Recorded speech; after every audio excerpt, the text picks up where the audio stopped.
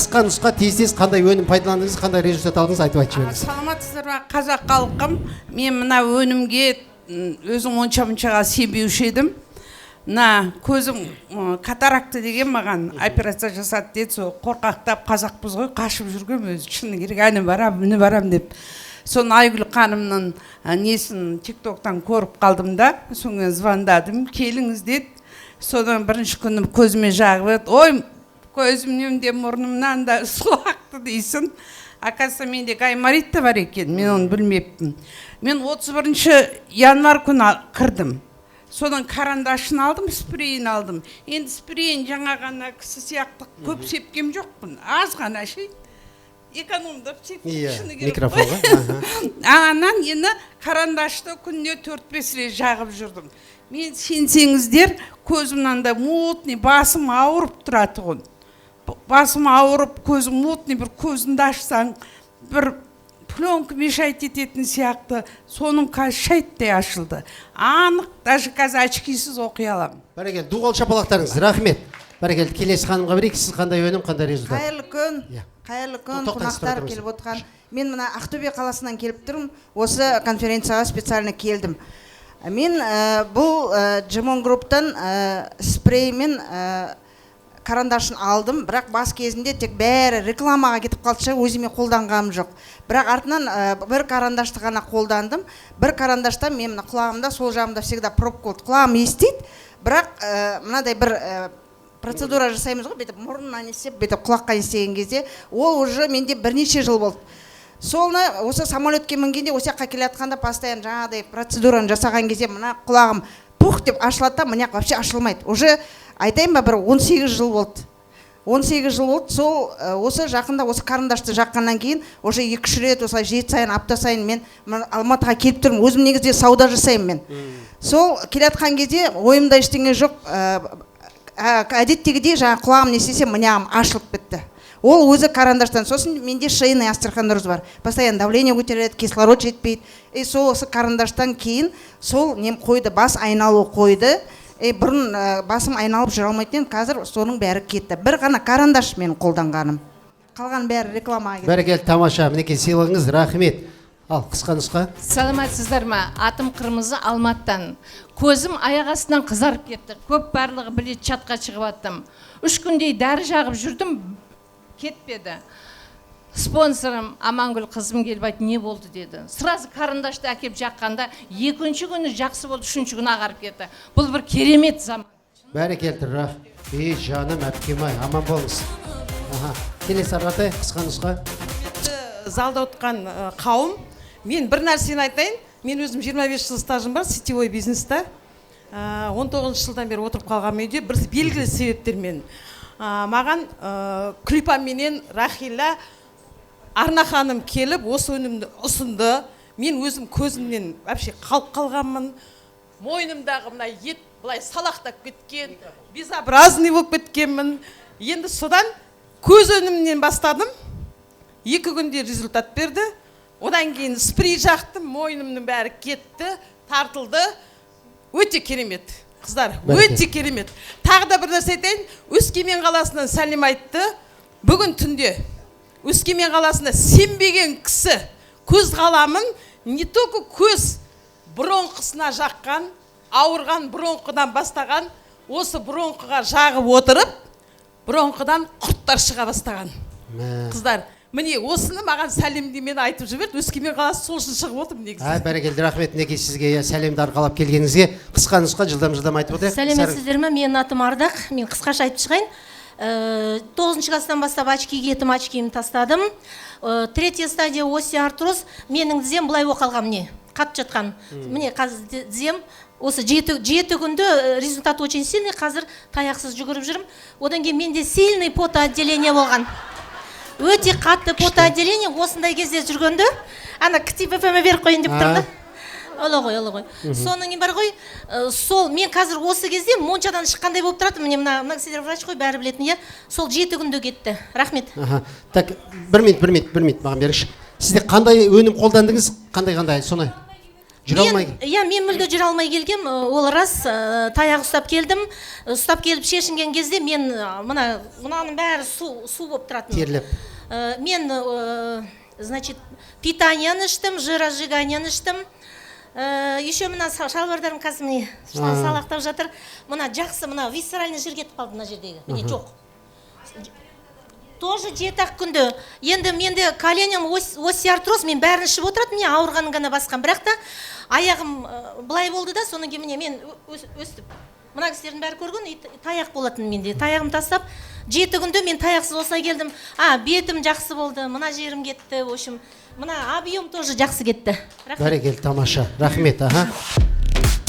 Рахмет. Жоқ, ол беріп садым, ол сіздікі. Айта беріңіз. Добрый вечер, дорогие друзья, уважаемые гости. Меня зовут Шолпан Балтабаевна. Я вообще 40-летним стажем врач. Никогда не подумала, что я заболею вообще. Мне врачи поставили ревматоидный полиартрит обоих кистей рук. И 4 года я лечилась, врачи что назначали? Получила укол на живот, метеджект. Метипред пила, все, что назначили, все принимала. Они все дали мне временный эффект. Когда пришла эту компанию, я в первую очередь взяла коллагеновый пептид. Там же написано профилактика остеопороза, она действует на весь организм, да, на костную систему. И представляете, я если 3 килограмма поднимаю, на следующий день я не могу вообще руку поднять. Представляете? Поэтому вот этот коллагеновый пептид мне очень помогло. Приятно пьется, во-первых. Во-вторых, от него ушло у меня, знаете, судороги бывали. Не часто, но месяц 1-2 раза. Вот это ушло. Потом я например, ночью 3-4 раза вставала по-маленькому. Вот это все исчезло, представляете? Вот такой результат. Потом, где-то 2 недели тому назад я заболела простудой. Я пользуюсь вот этот глазным карандашом. Вот этот глазной карандаш я намазала на горло. Представляете, на горло, на голову, на между это. Все. Вот такой помогает. Так что верьте, приходите, без никаких сомнений, подключайтесь. Нашу команду. Ой, рахмет, рахмет. Қайырлы күн, құрметті мына өз денсаулығын бағалай алатын жандар. Мен қазір көзім үшін емес, осы араға шығуға тиісті подружкам үшін келіп тұрмын. Мына глазной карандашты естіп, менің подружкам 2010-14 жылдар арасында бірге жұмыс істегенбіз. Ярый сетевик 22 жылы қайтадан кездескенімде көзі дым көрмей қалған. Әппақ қолынан жетектеп жүреді. Үйден шыға алмайды, өзі обществоның алдында жүретін адам, обществодан айырылып қалған, жеке сондай күйге түскен. Кеше барып отзыв жасап алуға барып едім, енді келе алмайтын болды да маған айтып жіберді. Оған қойған диагноз сіздің көзіңіз жазылмайды деген, врачтардың қойған диагнозы. Мен апарып 1 рет жағып кеттім, онан кейін 31-де заказ беріп 5-6-сында январдың алды. Содан бір 10 күн өткеннен кейін маған хабарлайды: Гүлдар, мен шыдамай тұрмын, мен отзыв айтқым келіп тұр. Мен өйткені бұрын көзімнің алды бәрі әппақ болып тұратын еді дейді. Қарасам, анау фигурный катанияда жаңағы Қытай менен кореянканың екеуінің контетип келе жатқанын көрдім дейді. Оны байқамаппын дейді. Бір уақытта шкафты ашып қалсам, өзі енді үйренген ғой үйінде бүйтіп жаңа тамақ істеуге. Картофельный крахмалды алайыншып ашып қалсам, картофельный крахмал дегенді оқып тұрмын дейді. Содан немересіне інісі шоколад алып келген ғой, анадағы альпинголд дегенді оқып тұрмын дейді. Бір уақытта мен мынаны көріп тұрмын ғой деп есіме түсіп кетті да, жалма-жан келші деп немересін шақырып алған. Немеремнің бет аузын көрдім дейді. Мен өзім еріксіз жыладым. Мен шынымен де өйткені маған докторлар ешқандай жазылмайды, сіздің іштен туған соқырлық деп берген диагноз дейді. Сіз осыға шейін көрсеңіз де, сізде негізінен іштен туған соқырлық болған, сол себепті жазылмайсыз деген дейді. Мен соны біртіндеп келе жатырмын. Жазылып кеткен жоқпын, бірақ мен көре алатын болдым деп қатты қуанышын айтты. Және зоп болатын онда. Зоптан мынадай алды жабық киімдер бар ғой, соны кие алмайтын еді. Қазір мен оны кие алатын болдым деді. Мына жердегі папилломдардың бәрі түсті деді. Барсам, мен араға бір 10 шақты күн салып кеше отзыв алайыншы деп бардым өйткені результатқа. Сөйтсем кәдімгі бетінде жасару пайда болған.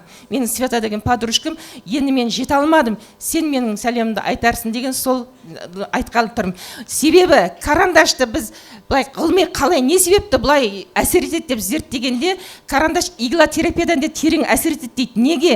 Өйткені ол 3 деңгейді. Бірінші механикалық акупунктурный нүктелер бар ғой, соған әсер етеді екен. Иглотерапия бір-ақ нүктеге әсер етсе, ана мына жерде нерв талшықтар бар, сол бүткіл нүктеге әсер етеді екен. Екінші химиялық мына тері арқылы, жасушалар арқылы әсер етсе, үшінші ци энергиясы бүткіл меридиандарды ашады, ол мынау бауыр мен бүйрекке де байланысты екен мына көздегіне. Сөйтіп бүткіл адамның бойындағы энергияның ағынының дұрыс болуына әсер етеді екен. Сондықтан бүгін алғаш келіп отырған құрметті қонақтар, ойланбай көз өнімін, тек қана көз өнімін емес, Джимоның әрбір өніміне үлкен презентация жасауға болады. Бір өнімнің өзіне бір презентация өткізуге болады. Сондықтан қош келдіңіздер, бүгіннен бастап мүше болыңыздар дегім келді. Бәрекелді, рахмет. Тамаша.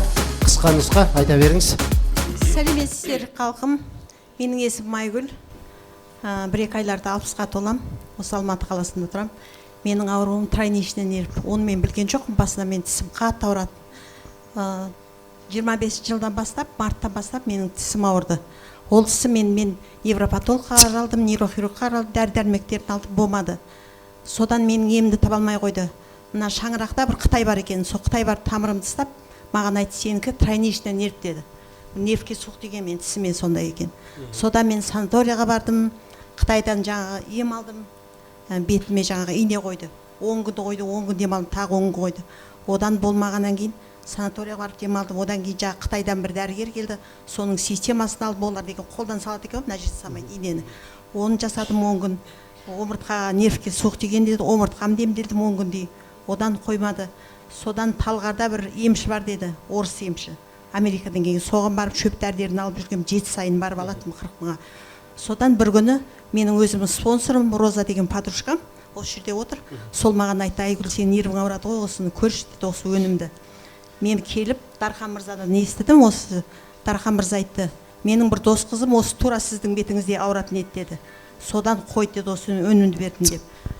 Содан осы өнімді алдым, бетіме жақтым карандашты. Бірінші күні сатып алдым да, карандашты бетіме жақтым. Бірінші күні-ақ маған кәдімгі результат берді. Бетім зірк-зірге түнде ұйықтатпады. Бірақ мен ауырғанда адский болып болатын, түнде ұйықтамайтынмын, тамақ ішемейтінмін. Қатты ауырған кезде енді қиналатынмын қатты. Содан осы өнімді жағып, жақсы болдым деп айта аламын енді. Әлде тоқтамай жағып жатырмын. Өте жақсы өнім екен. Осы Жимон компаниясы 1000 да бір рахмет. Осы компанияға келгеніме өте қуаныштымын. Бәрекелді, тамаша. Рахмет, Неке. Сыйлығыңыз. Рахмет. Енді мына кісіні бағана тұрғандай еді, қазір қандай болып кетті, байқадыңыздар ма? Үйіндегілер кіргізбей қоя ма деп қорқып тұрмын. Сіз мына жаққа барып келдім деп видео түсіріп алыңыз, жарай ма? Сол жақтағылар құртты бетімді деп айтасыз ғой. Үйдегі ағам танымай қалайын деп тұрсыз. Келіңіз, бір тілегіңіз болсын. Бүгін өте керемет, Қазақстанда Жимон компаниясының тұсаукесері болып жатыр. Ақ түйенің қарны жарылып дейді ғой, өте керемет. Мен сіздерге осы компанияның результаттарын көріп, сотовыйдан, нелерден сондай құлшыныспен, екінің бірінің көзі ауырады, екінің бірінің рас қой, ауырмайтын жеріміз жоқ, бәрімізге денсаулық керек. Содан кейін келіп, жазылып, жан-жақ таныстарыма, подружкаларыма, көршілеріме, коллективіме бәріне айтып, статустаға қойып, нетіп жаттым. Соны бір өзімнің подружкам ауылды жерде нетеді, осы Алматының қасында тұрады, көрші апасы, көзі көрмейтін, көрмегенде о кісінікі бір көзі жұмылып қалған, намыстанады, тойға, қонаққа барса, ылғи чомный қара очки тағып жүреді. Өйткені бір көзі жай ашықта, бір көзі вообще жұмылып қалған. Енді жұмылған көзімен бір жерге барғанға ұялып, намыстанғаннан қара очки тағып жүреді. Кейде қоңыр, кейде қара. Сол кісіге қызы алып беріп, жағып, қазір очкиін шешіп, о кісі екі көзі де кәдімгідей көріп, өзі сондай бақытты, сондай керемет результат бұл кісіде. Өте сондай болып жатыр. Одан кейін өзімнің көршімнің баласы жөтелі беріп, мен үйден қарындашты алып бардым да кәдімгідей тамағына жақтым. Бір жақтым, біраздан кейін тағы екінші жақтым. Ертең күні қалай болды балан десем, жөтелі қайтып кетіпті. Бронхыға жағып. Сондай керемет результаттар болып жатыр. Бәрекелді, рахмет, сыйлығыңыз. Үйге обязательно бір бет кәдімгідей тартылып қалған, мына бетін байқадыңыздар ма? Бағанағы шашқан жағы, мынау жаңағы тартқан жағы. Кәдімгідей қыз болып қалыпсыз ғой. паспортыңызды жаңадан алу керек. Сізге рахмет. Әпкемізге бір дуғал шапалақ. Мінекей Жимонның результаты алдарыңызда көрініп жатыр. Ал сізден де бір тілек болсын. Қалдарыңыз қалай? Мен мына Нұргүл деген өзімен бірге істейтін жұмыста бірге істейтін келіншекпен келіп отырмын. Осындай компанияның ашылғанына өте қуаныштымын. Мына карандашты көзге жаққан жаңа өз көзіммен көрдім. Осы жерде отырған кісілерден Нұргүлдің өзі жаңа қолданғаны, көзіне жаққан, біз енді көбінде ноутбукпен, компьютермен жұмыс істейміз ғой. Соның бәрі көзге әсер етеді. Сондықтан карандашты мен өзімде жағып көріп, результатын көрсем деген ойыммен келіп отырмын.